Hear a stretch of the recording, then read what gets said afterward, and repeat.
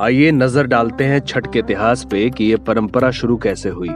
जब श्री राम माता सीता के साथ 14 वर्ष का वनवास काटकर अयोध्या लौटे थे, रावण वध के पाप से मुक्त होने के लिए ऋषि मुनियों के आदेश पर राज्य सूर्य यज्ञ करने का निर्णय लिया गया था और कार्तिक माह के शुक्ल पक्ष की षष्ठम तिथि को सूर्य देवता की उपासना करने का आदेश दिया गया। माता सीता ने 6 दिनों की उपासना की थी।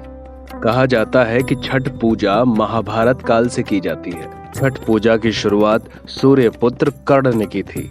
मुख्यतः ये त्योहार पूर्वी यूपी, झारखंड और बिहार में मनाया जाता है, जिसमें श्रद्धालु 36 घंटे का निराजल व्रत रखते हैं, जिसमें डूबते हुए सूरज और उगते हुए सूरज को कमर तक के पानी में घुसकर अर्घ दिया जाता है। मतलब सायं काल और प्रातः काल दोनों समय में सूर्य देवता को नमन किया जाता है जल चढ़ाकर। और बनारस में तो जैसे छठ पर्व में मेले जैसा माहौल होता है। मैं बनारस में रहकर भी बनारस का छठ कभी नहीं देख पाया था, लेकिन इस वर्ष मुझे छठ पर्व देखने का बनारस में सौभाग्य प्राप्त हुआ। और यकीन मानिए, विश्व के सबसे प्राचीन मंदिरों के शहर इस बनारस में किसी भी त्योहार का स्वाद जरा सा भी कम नहीं हुआ। बनारस में भी छठ का एक इतिहास रहा है। इस पर्व में लोग घर पर ही बनाए गए पकवान और पूजन सामग्री को लेकर घाट पर पहुंचते हैं। बीएचयू हिस्टोरियंस की माने तो काशी में छठ पूजा की शुरुआत गढ़वाल के राजाओं ने की थी। कहा जाता है पूर्व काशी नरेश डॉक्टर विभूति नारायण सिंह के विवाह के बाद काशी में छठ पूजा की परंपरा शुरू हुई, क्योंकि उनकी धर्मपत्नी महारानी कुंवरी देवी छपरा की थी।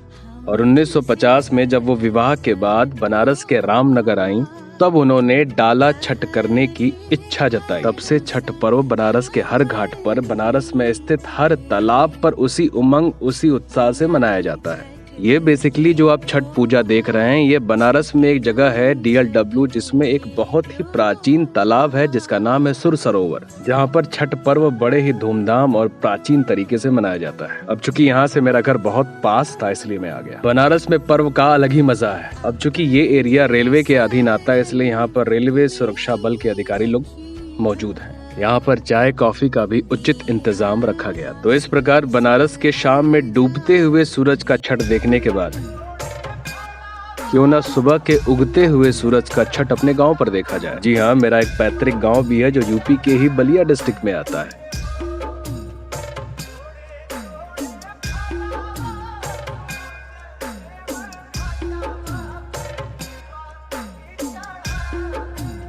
तो मैंने बनारस के इस सायंकाल छठ पूजा को बड़े ही भावनात्मक लगाव के साथ नमन किया। निकल पड़ा छठ पूजा के सुबह का अर्घ देखने के लिए अपने गांव की तरफ। लेकिन अफसोस ये रहा कि ट्रेन 1 घंटे विलंब हो गई और सुबह के अर्घ का टाइम धीरे धीरे पास आ रहा था। और बनारसी चाय वाले के पीछे 2 नन्हे मुन्ने बच्चे को चाय पीने के उद्देश्य से पीछे भागते हुए देखा। छठ और दिवाली जैसे पर्व पर कुछ ऐसे भी लोग होते हैं जो बेचारे घर नहीं पहुंच पाते, क्योंकि उनके पास पैसे ही नहीं होते और ना ही कोई सहूलियत। अब चूंकि ट्रेन को खुलने में भी आधा घंटा बाकी था, तो मैंने सोचा क्यों ना कोई आड़ा टेढ़ा वीडियो बना लिया जाए। व्लॉग थोड़ा सा इंटरेस्टिंग लगता है। छठ की वजह से ट्रेन का जनरल डिब्बा भी एकदम खाली था, तो मैं ट्रेन के डिब्बे में ही अपना कैमरा लेकर थोड़ा सा कंटेंट की तलाश में इधर उधर भटकने लगा। जो लोग बैठे हुए थे बड़े संदेहास्पद नजर से हमें देख रहे थे। जैसे ही कुछ कदम मैंने आगे बढ़ाया, एक बाबूजी बड़े ही ध्यान चित्त मुद्रा में मेडिटेशन कर रहे थे। इसको ही बोलते हैं जीवन, समय का पूरा सदुपयोग। मैं अभी थोड़ा बहुत और मस्ती कर ही रहा था कि बनारस में मोदी जी दिख गए।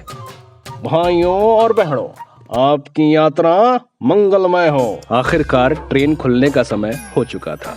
बेचैनी उगते हुए सूरज को देखने की थी।